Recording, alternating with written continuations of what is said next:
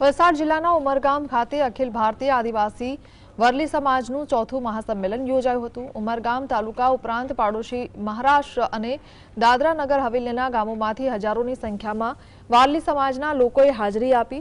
જળ, જમીન અને જંગલ બચાવવા માટે વારલી સમાજની એકતા જોવા મળી। જિલ્લાના ઉમરગામ તાલુકાના માંડા ખાતે આદિવાસી વારલી સમાજનું ચોથું મહાસંમેલન યોજાયું છે।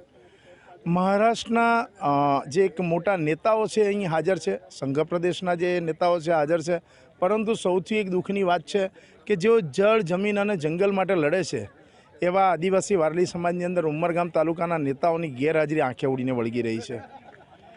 વિકાસની વાતો થાય છે પરંતુ વિનાશનો વિરોધ કરતો આ આદિવાસી સમાજ જે છે જંગલ, જળ અને જમીન બચાવવા માંગે છે।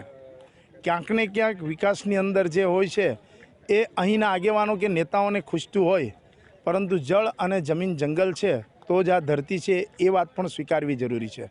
રાજેશ પાવસ્કર, GSTV, ઉમરગામ।